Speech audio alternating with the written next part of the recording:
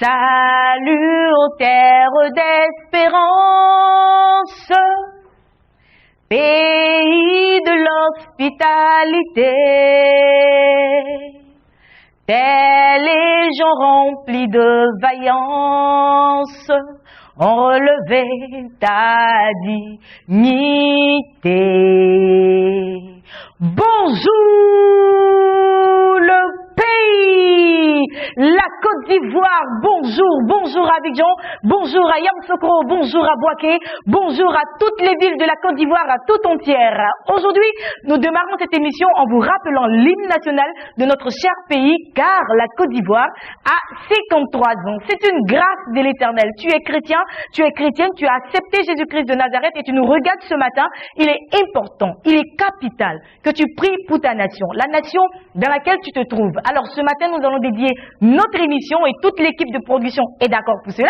Nous dédions l'émission à toute la Côte d'Ivoire. Nous recommandons la Côte d'Ivoire entre les mains du Seigneur afin que l'Éternel des armées apporte la paix véritable de cette nation. Nous partons en musique puis nous revenons sur notre plateau. Aujourd'hui, nous célébrons la Côte d'Ivoire. Montagna, merci beaucoup. Alors, si vous venez de nous prendre en match, sachez que vous suivez Matin d'Afrique, votre matinale sur Béni TV. Vous êtes sur la chaîne des bénis et vous êtes heureux si vous nous voyez maintenant, car vous faites partie désormais des bénis. Jésus-Christ de Nazareth vous fait la grâce immense à toute la Côte d'Ivoire, à un Ivoirien, à une Ivoirienne, d'avoir un an de plus. Et ça se fait. Nous ne voulons pas rester en marge de cet événement. C'est aujourd'hui l'indépendance de la Côte d'Ivoire. Et étant chrétiens, nous devons également être en intercession pour notre pays, car la paix véritable, la paix réelle vient de Jésus-Christ de Nazareth. C'est lui seul qui peut nous apporter cette vraie paix. Alors, imaginez un pays qui n'est pas en paix. Comment est-ce que nous allons continuer nos activités? Nous avons besoin de la paix véritable, pour poursuivre nos ambitions, pour poursuivre nos activités. C'est pourquoi ce matin, si tu es là, que tu me regardes, si tu t'es levé de bonne heure et si tu as omis de prier pour ta nation, il faut le faire. C'est très important pour que le Seigneur nous accorde la vraie paix, pour que nous continuions nos activités et qu'ensemble nous puissions bâtir une patrie nouvelle sur la base de notre Seigneur Jésus-Christ de Nazareth. Nos rubriques sont les mêmes. Le consultant est déjà en place, le prédicateur des prix. Il est avec nous. Avec lui, aujourd'hui, nous parlerons bien sûr d'un thème, comme d'habitude, assez alléchant. Nous parlerons de la négligence.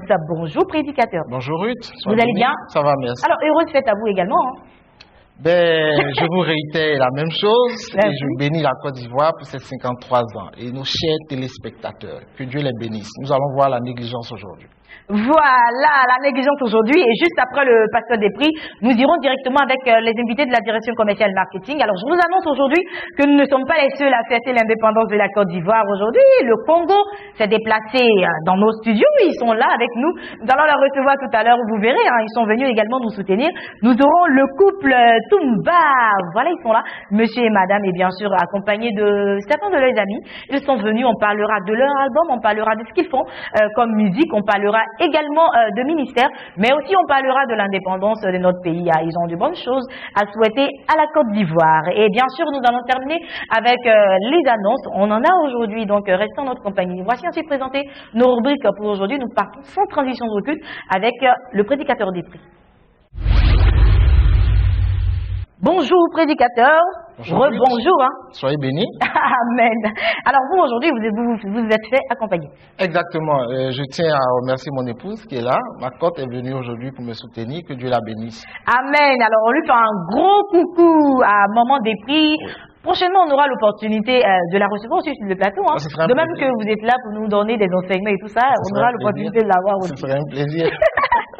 Prédicateur, alors aujourd'hui nous parlons de la négligence. Exactement. La négligence en milieu chrétien ou la négligence en long et en large? La négligence d'abord en milieu chrétien et ensuite appliquée à tous les domaines de la vie.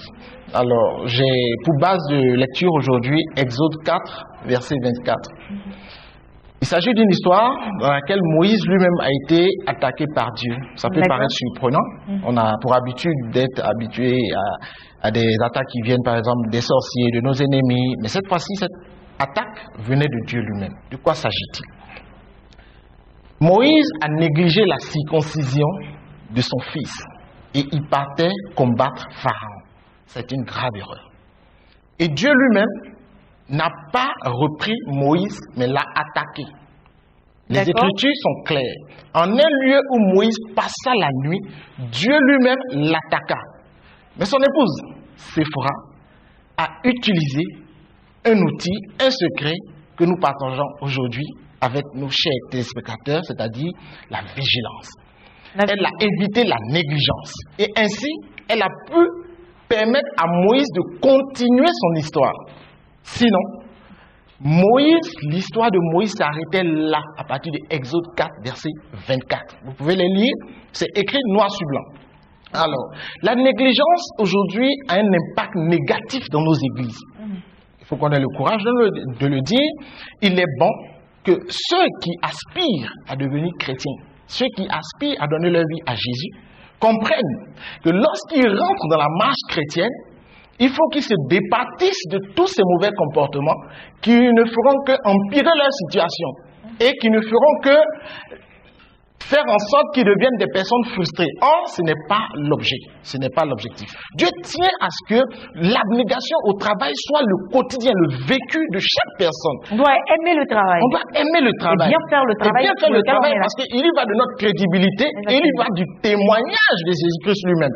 Quand il dit par exemple que lorsque je partirai, aimez-vous les uns les autres, c'est-à-dire produisez parmi vous des valeurs qui vous permettent d'être distincts des autres, qui vous permettent d'être excellents parmi ceux du monde. Et je pense que la négligence n'a pas droit de citer dans les habitudes du chrétien. Donc nous sommes là pour encourager. Parce que quand vous lisez bien Jérémie 48, verset 10, il y a clairement dit, maudit soit celui qui fait l'œuvre de Dieu avec négligence. Et je l'ai dit, que la négligence... Ah oui, Dieu parle de malédiction, il va jusqu'à parler de la malédiction. Juste pour ceux qui négligent. Pour ceux qui négligent. Et quand on ne prend pas conscience de l'état de négligence dans lequel on est, on n'a pas conscience que notre négligence peut impacter nos proches, peut impacter nos collègues, peut impacter nos responsables, peut impacter l'environnement négativement, l'environnement dans lequel on se trouve. On ne prend pas la peine de vouloir changer. Et je pense que ceux qui nous écoutent, c'est à point nommé, nous leur disons que la négligence est quelque chose à interdire. Il ne faut plus manifester de négligence dans vos tâches de tous les jours.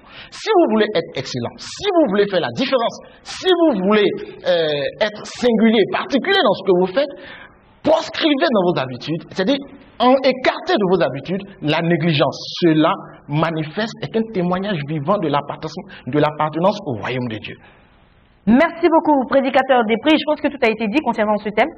Parlons bien sûr des négligences. Que Dieu vous bénisse. Qu'est-ce que nous pouvons retenir en résumé, en une phrase? Alors, si je peux dire quelque chose aux chers téléspectateurs, c'est de leur dire ceci.